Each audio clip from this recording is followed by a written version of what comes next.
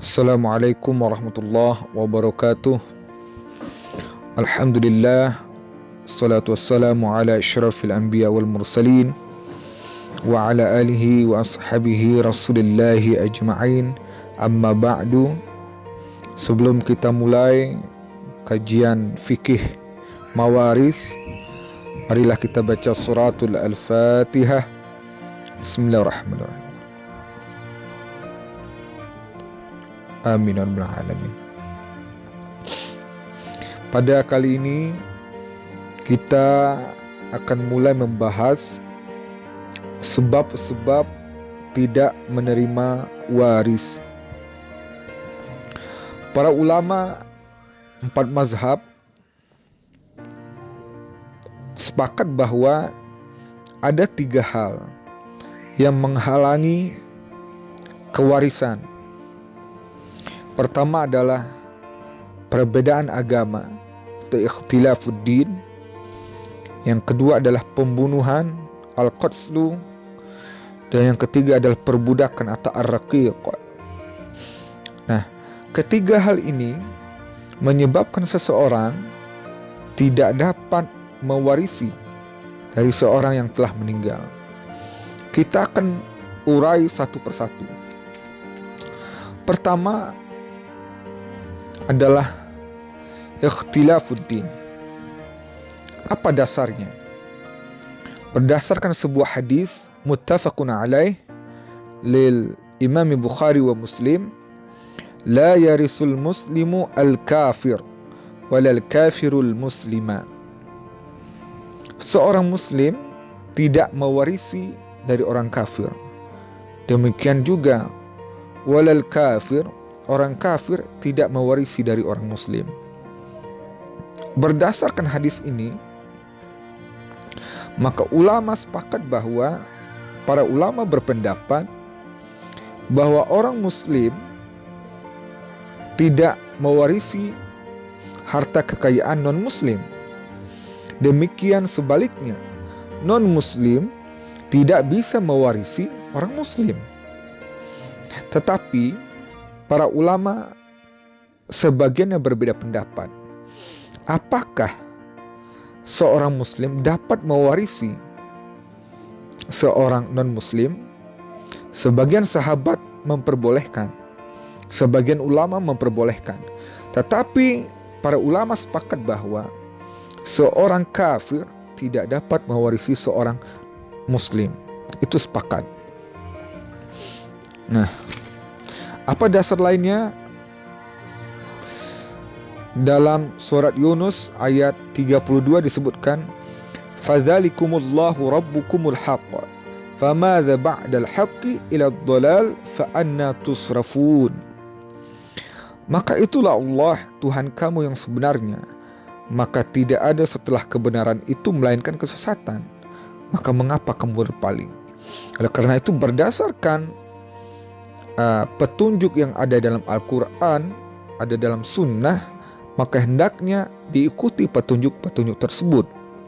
Karena harta kewarisan, hukum kewarisan dalam Islam merupakan penjelasannya sangat detail dalam Al-Quran, berbeda dengan hukum-hukum yang lainnya. Penjelasannya secara umum, tapi tentang hukum kewarisan Islam, Al-Quran menjelaskannya secara terperinci. Siapa yang berhak mendapat harta waris, siapa yang terhalang, siapa yang si A mendapat berapa persen, dan lain sebagainya. Kita masuk ke yang kedua. Penghalang seseorang untuk mendapatkan harta waris karena al-qatslu.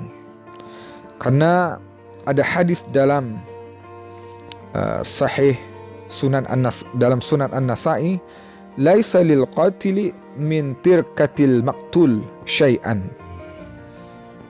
Orang pembunuh tidak mendapatkan satu bagian pun dari yang ditinggalkan oleh orang yang ia bunuh. Al-qatil la yaris. Berdasarkan hadis ini, maka seorang pembunuh, di sini digunakan sigat am, al-qatil, baikkah itu dia laki-laki perempuan, sengaja ataupun tidak sengaja, masih bayi ataukah sudah dewasa ataupun sudah tua, maka orang tersebut tidak dapat mewarisi. Oleh karena itu berhati-hatilah Anda yang bersama ahli waris dan lain sebagainya. Nah, karena itu ada kaidah dikutip dari Imam As-Sabuni, man ista'jala syai'a qabla awanihi uqiba bi hurmanihi. Siapa yang mendahulukan sesuatu sebelum waktunya, uqiba bi hurmanihi, maka dia dikenakan sanksi, tidak boleh mendapatkannya. Man ista'jala syai'a qabla awanihi uqiba bi hurmanihi. Nah, jadi dia, si anak, seharusnya mendapatkan pembagian harta warisan dari ayahnya. Tapi karena dia mendahulukan, ya, dengan cara membunuh, akhirnya si anak tidak mendapatkan pembagian harta waris. Sebagai contoh, ayah sudah lama sakit-sakitan, ditunggu tidak juga meninggal. Akhirnya apa? Si anak kasih baygon di dalam air, kemudian ayahnya meninggal. Nah, dia mempercepat waktu ayahnya untuk meninggal, maka berlaku kaidah ini, man ista'jala syai'a qabla awanihi uqiba bi hurmanihi. Siapa yang mempercepat mendapatkan sesuatu sebelum awanihi, sebelum waktunya, uqiba bi hurmanihi, maka dia disanksi dengan haramnya dia mendapatkan sesuatu tersebut. Jadi ini yang kedua, penghalang seorang mendapatkan waris adalah kena al-qatlu, pembunuhan. Dan yang ketiga adalah ar-raqiq. Ini mungkin hanya dikenal pada masa awal Islam. Karena semenjak pada zaman modern, kontemporer, tidak dikenal lagi adanya perbudakan. Pada zaman dahulu, seorang yang memiliki budak, ketika budaknya meninggalkan harta kekayaan, ya, dan kemudian budaknya meninggal, maka si tuannya yang memperbudak dia itu tidak mendapatkan harta kekayaan si budak tadi. Jadi pada intinya ada tiga. Pertama adalah penghalang mendapatkan harta waris adalah pembunuhan. Yang kedua adalah ikhtilafuddin. Yang ketiga adalah ar-raqiq, yaitu perbudakan. Mungkin demikian tentang sebab-sebab tidak mendapat harta waris. Demikian, wabillahi taufiq wal hidayah. Assalamualaikum warahmatullahi wabarakatuh.